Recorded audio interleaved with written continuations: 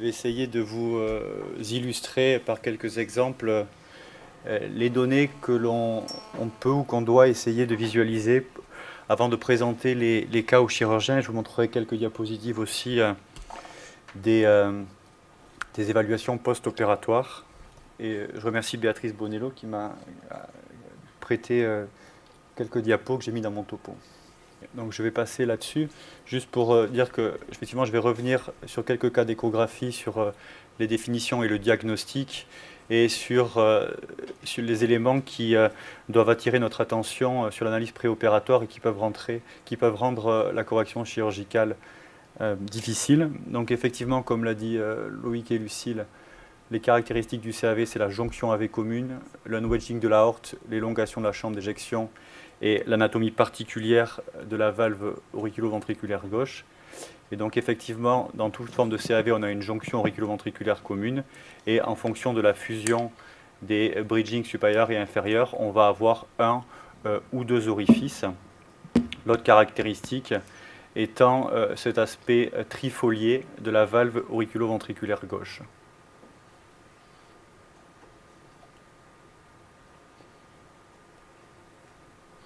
Donc effectivement, en échographie, on peut, si on clique sur le bouton 3D, assez facilement analyser cette jonction auriculo-ventriculaire commune et définir à partir de là les différentes formes de CAV, CAV complet, CAV partiel ou forme atypique de CAV partiel quand on a la CIV de l'inlet, comme l'a rappelé Lucille. L'autre élément bien particulier, c'est également l'aspect trifolié de la valve auriculo-ventriculaire gauche, que vous voyez ici chez un adulte, où on voit très clairement le composant supérieur bridging ici, inférieur, et la valve murale. L'analyse de la valve murale est intéressante et est associée au positionnement des piliers et sera analysée dans la période préopératoire. C'est une vue petit axe parasternal, donc qui est facilement accessible chez l'adulte et l'enfant, et chez le nouveau-né ou le nourrisson, grâce à la vue sous-costale, on peut avoir une représentation dite en face de la valve auriculo-ventriculaire pour apprécier son aspect trifolié et pour définir dans les CAV complets les différents équilibres des différents composants de cette valve de CAV. L'autre caractéristique, comme l'a montré Lucille à l'instant, c'est l'unwedging de l'aorte qui peut finalement s'analyser en échographie, et on peut retrouver sur des vues dites en face l'aspect identique à ce que l'on peut voir sur les coupes anatomiques. Le corollaire de cette unwedging, c'est la modification du rapport entre l'inlet et l'outlet, qu'on voit de manière tout à fait caractéristique sur cette vue d'un CAV opéré, où on voit l'allongement de la chambre d'éjection avec le scoop-out lié donc à cet aspect particulier de l'anatomie de la valve AV. Et vous voyez très bien l'allongement, mais aussi le rétrécissement de la voie d'éjection ventriculaire gauche, qui peut se prêter soit à des sténoses sous-valvulaires aortiques qui sont présentes d'emblée, mais surtout au développement secondaire des sténoses sous-valvulaires qui peuvent nécessiter des reprises chirurgicales, que ce soit dans l'enfance ou à l'âge adulte. Et finalement, cet aspect échographique qui reprend l'aspect initial du col de cygne, qui est bien expliqué dans tous les textbooks, avec cet aspect angiographique tout à fait caractéristique. Et donc il y a une superposition entre l'anatomie, l'angiographie et ce que l'on voit en échographie. L'autre élément sur lequel je vais insister un peu plus, c'est donc la morphologie et l'anatomie de la valve auriculo-ventriculaire gauche du CAV, qui est bien évidemment totalement différente d'une valve mitrale normale, puisque, vous le savez bien, sur une valve mitrale normale, finalement, on a la valve postérieure, ou valve murale, qui occupe environ les 2/3 de la circonférence de l'anneau mitral. Et la différence majeure entre cette valve mitrale normale qu'on voit ici en vue anatomique ou sur un schéma, avec la valve de CAV, c'est que finalement, la valve murale, qui est un équivalent de la valve postérieure dans le CAV, est beaucoup plus petite. Vous voyez, la circonférence est considérablement réduite. Et la position des piliers, qui est variable d'un CAV à un autre, va finalement potentiellement prédire les complications post-opératoires. Et c'est pour ça que Loïc a lourdement insisté dessus, puisque si effectivement l'anatomie et la morphologie des cordages est assez difficile à évaluer chez le nouveau-né ou le nourrisson, on doit s'attacher à essayer d'analyser le positionnement des piliers et par ricochet la hauteur de la valve murale, qui définira un éventuel risque de sténose post-opératoire si on ferme complètement la clefte.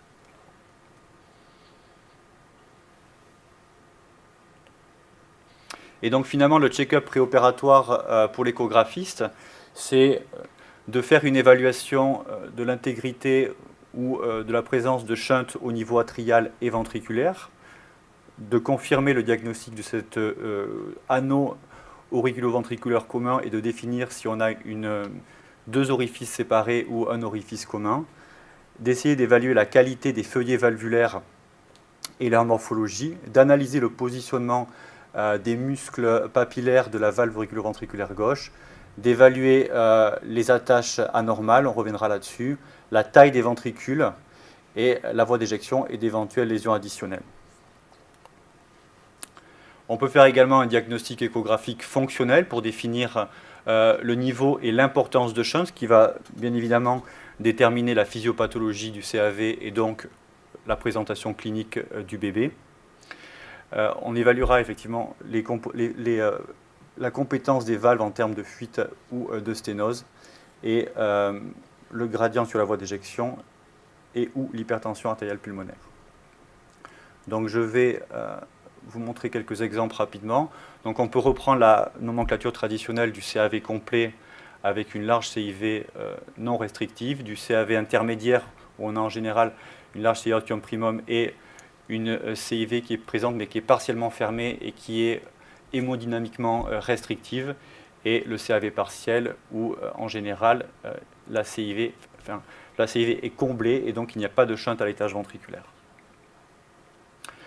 Un autre exemple d'un patient de cette semaine que j'ai ajouté, où on voit une large CIV de l'inlet ici, on voit une toute petite CIA ostium primum et on voit également une large CIA ostium secundum. Donc l'association de la CIA ostium primum et de la CIA ostium secundum est fréquente et l'analyse préopératoire en échographie doit permettre de faire le diagnostic.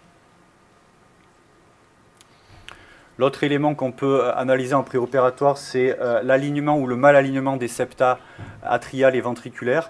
Ce qui est intéressant surtout pour les CAV partiels diagnostiqués tardivement par les cardiologues adultes, puisque assez fréquemment, on a les shunts croisés et souvent par manque de connaissance de l'anatomie, certains cardiologues adultes, en enregistrant le fluidité, enregistrent le shunt croisé sur la valve auriculo-ventriculaire et souvent font le diagnostic à tort d'une HTAP sur ces CIA ostium primum, et je pense que c'est intéressant de le rappeler si on a des cardiologues adultes dans la salle.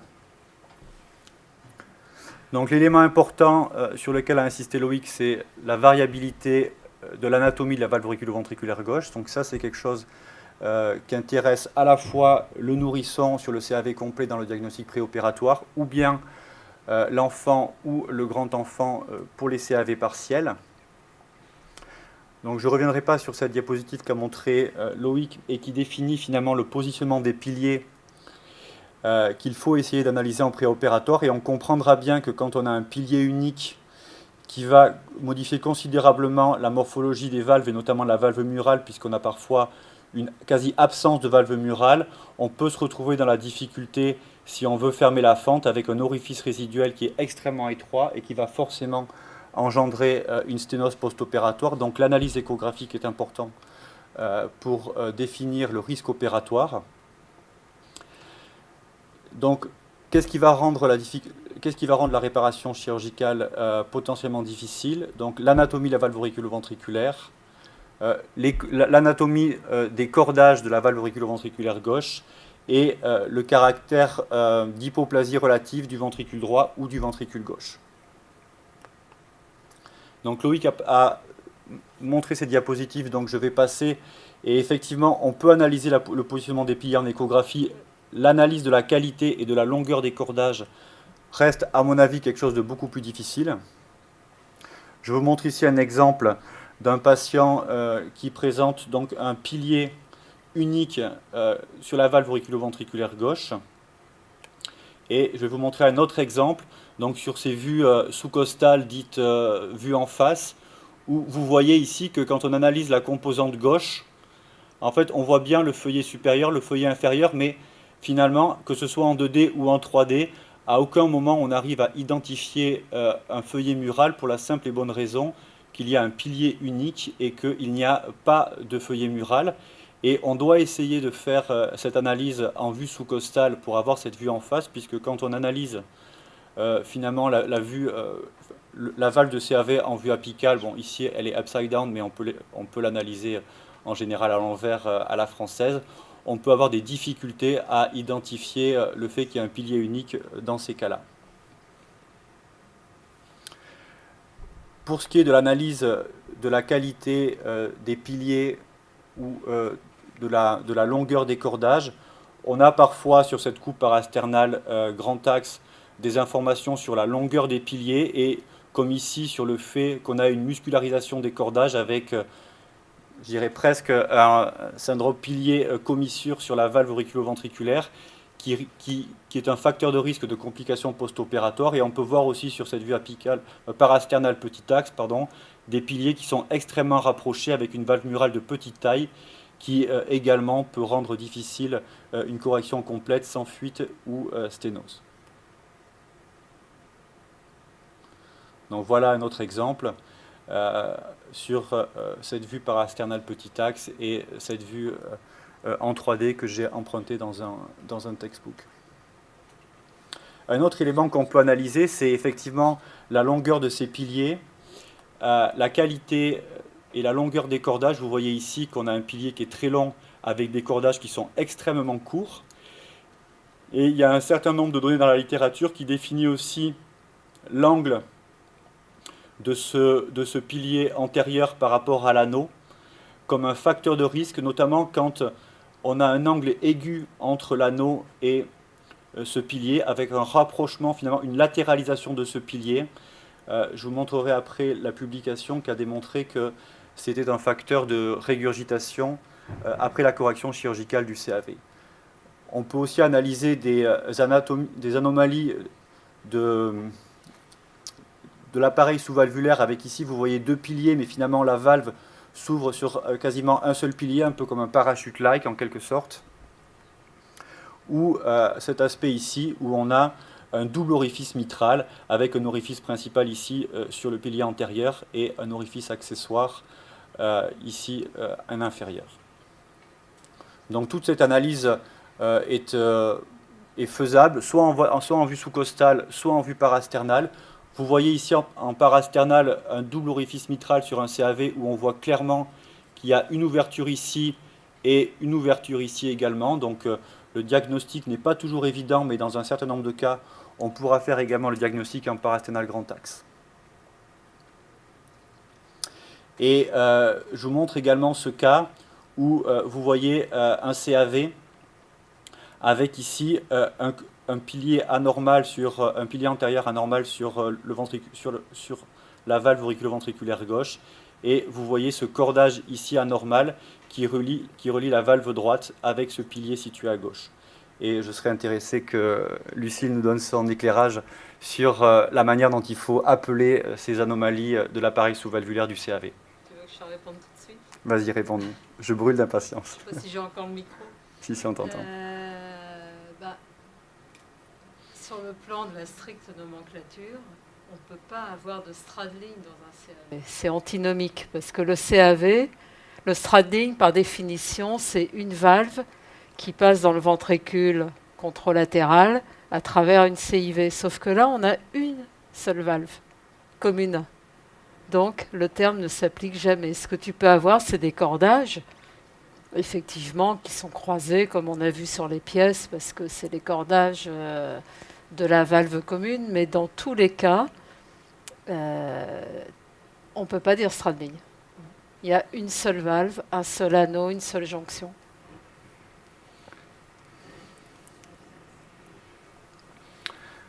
Donc effectivement, notre rôle en tant qu'imageur, c'est d'essayer de rechercher cette anomalie des piliers, en particulier avec un pilier unique, de rechercher une dysplasie importante des valves, un double orifice de la valve gauche. Et sur les études échographiques qui ont été faites pour rechercher quels étaient les facteurs de risque de régurgitation post-opératoire, la dilatation de l'anneau, le prolapsus valvulaire, cette angulation que je vais vous détailler rapidement avec un déplacement latéral du pilier antérolatéral sont des facteurs de risque de régurgitation post-opératoire. Alors, il y a des études de gens très intelligents qui ont étudié, qui ont fait des modélisations 3D des prolapsus ou ce qu'on appelle des tethering, c'est-à-dire des tractions dans le ventricule qui sont liées bien évidemment à la distribution des cordages qui sont différentes souvent entre la bridging inférieure et la bridging supérieure. Donc on a des prolapsus post-opératoires qu'on peut essayer d'analyser. On a donc cette angulation donc, qui a été définie comme un facteur de risque sur cette publication de Taashi dont je vous ai mis les références ici, et souvent qui va potentiellement s'accompagner de régurgitation post-opératoire significative, comme vous le voyez là. Et pour essayer d'avoir des indices en échographie 2D, puisque finalement on a vu que l'échographie 3D n'était pas si répandue que ça, et pas si facile que ça finalement, quand on a une cleft, enfin en tout cas cette ouverture entre les deux feuillets bridging supérieur et inférieur qui est très excentrée avec un aspect de petite valve de petite supérieur bridging, ça peut être un élément qui nous amène à penser qu'on a une malposition du pilier antérolatéral. Un mot sur les CAV déséquilibrés qui sont évalués en échographie sur des facteurs pronostiques que je vous ai mis ici. Donc, il y a l'atrioventriculaire valve index, le LV inflow index et l'angulation entre les plans de l'anneau droit et de l'anneau gauche. Donc, je vais rapidement vous montrer quelques exemples d'ici. Un patient qui a une dominance gauche, comme vous le voyez là, qui est définie par ce qu'on appelle le Modified Heavy Valve Index, qui est supérieur à 0,6. Je vais revenir en détail sur ce que c'est. En fait, c'est la surface en planimétrie en vue en face de la surface d'ouverture de la valve auriculo-ventriculaire gauche qui est rapportée à l'ouverture de l'ensemble de la valve qui inclut donc la valve gauche et la valve droite. Voilà ici un cas de dominance droite avec un petit ventricule gauche qui ne fait pas tout à fait la pointe. Et donc cette dominance droite, elle est définie par ce Modified Heavy Valve Index qui est inférieur à 0,4, sachant que les CAV déséquilibrés à dominance droite sont souvent associés à des pathologies conotroncales ou à des hétérotaxies. Et donc il faut bien évidemment rechercher les anomalies associées, notamment les retours veineux pulmonaires. Et donc il y a plusieurs papiers. Le premier papier avait été publié il y a une vingtaine d'années par Merrill Cohen à Philadelphie. Et il faut faire attention puisque le premier papier c'était la surface gauche divisée par la surface droite. C'est pour ça que les valeurs sont différentes entre cet index-là et le nouvel index qui a été publié en 2010 dans Circulation. Donc vous voyez le calcul est différent puisque c'est la surface gauche divisée par la surface totale. Donc je vous épargne les chiffres que vous retrouverez, mais en gros quand il y avait un déséquilibre majeur avec un index inférieur à 0,2, c'était uniquement des réparations univentriculaires, au-dessus de 0,4 uniquement des corrections biventriculaires, et bien sûr sur toutes les formes grises, c'est à l'appréciation des centres experts. L'autre index, donc c'est le LV Flow Index qui est défini comme la surface du jet en couleur divisé par la surface le diamètre du jet couleur divisé par le diamètre de l'anneau. Et quand cet index était inférieur à 0,5, c'était un facteur de mauvais pronostic. Ça sous-entend souvent une anomalie de l'appareil sous-valvulaire. Et le dernier index, c'est l'angulation, vous voyez ici, entre la composante gauche et la composante droite. Plus l'angle est aigu, plus le patient est de mauvais pronostic pour la correction biventriculaire. Voilà. Un mot sur les complications post-opératoires, bien évidemment, qu'on doit évaluer. Donc, les anomalies sur la valve gauche, pardon, je reviens en arrière. les obstacles sur la voie d'éjection, mais aussi parfois les anomalies sur la valve droite, notamment quand il y a des plastiques qui sont faits sur la valve auriculo-ventriculaire droite, et bien évidemment les complications associées. Donc voilà le patient que je vous avais montré tout à l'heure, un exemple qui avait des cordages courts et muscularisés, qui a un résultat post-opératoire pour le moins médiocre, avec à la fois une fuite importante et un gradient résiduel qui est majoré par l'hyperdébit en lien avec la fuite. Donc notre rôle en tant qu'échographie, c'est d'essayer d'analyser la structure anatomique des feuillets et d'analyser le mécanisme de la fuite, notamment à la recherche d'un prolapsus, d'une fuite commissurale, d'une anomalie de la coaptation, notamment en regard de la fermeture de la fente, et d'identifier le nombre et la localisation des jets. Donc voilà un exemple d'un patient qui présentait une fuite sur la valve gauche en post-opératoire. Vous voyez clairement qu'il y a deux zones de fuite, une fuite ici qu'on pourrait dire centrale et une fuite au niveau de la croix du cœur qui paraît beaucoup plus importante. Et quand on fait l'analyse de cette valve qui était un CAV partiel, on voit finalement que la suture qui avait été faite entre les composants supérieurs et inférieurs s'est probablement rompue avec une ouverture ici qui est le site de la fuite la plus importante et une fuite centrale sur la coaptation avec la valve murale qui était présente également.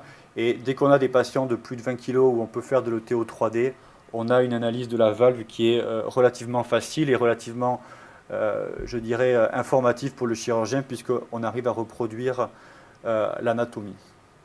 Le plus souvent, on fait le diagnostic en échographie transthoracique, bien sûr, avec cette vue en face, en parasténal petit axe, où vous voyez que la clefte est toujours ouverte, avec cet aspect souvent de fuite excentrée en parasténal grand axe, souvent associé à une fuite centrale.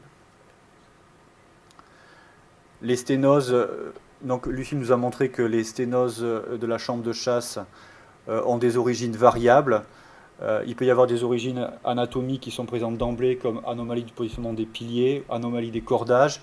On peut avoir des membranes qui se surrajoutent, comme dans cet exemple ici, qui est un exemple chez un jeune enfant qui avait dû être repris donc, pour une sténose sous-aortique sévère. Et parfois, on a des complications plus tardives, puisque ça, c'est une patiente qu'on nous avait adressée qui avait 55 ans, opérée d'un CAV dans l'enfance et qui avait développé, vous voyez l'aspect de scoop-out avec l'anomalie de la valve antérieure et ses attaches, et il y avait une hypertrophie qui s'était développée avec un obstacle mixte, donc qui avait nécessité une correction chirurgicale. Je vous montre un dernier exemple sur les possibilités d'intervention sur les CAV chez les nourrissons, puisque ça c'est un patient qu'on a eu à traiter il y a quelques semaines et qui avait un très mauvais résultat après la correction initiale, qui avait été repris pour un lâchage de suture sur la valve gauche et qui restait avec une fuite sévère et un état clinique d'insuffisance cardiaque réfractaire avec hypertension post-capillaire. L'anneau était considéré comme étant très petit, donc à très haut risque d'implantation d'une valve mécanique. Donc ce patient a eu l'implantation d'une valve mélodie. Pardon. Je ne sais pas si vous pouvez faire tourner les clips de droite. Avec ici, la vue, c'est une implantation hybride, bien sûr, par voie chirurgicale, où vous voyez le résultat juste après l'implantation, puisque ça, c'est une écho épicardique au bloc opératoire, où on avait un bon résultat, puisqu'il n'y avait plus de fuite. Et vous voyez l'ouverture de la mélodie en vue en face, ce qui a permis au patient donc, de sortir de cet état clinique désastreux et de regagner son domicile quelques jours après la procédure. Voilà, je vous remercie.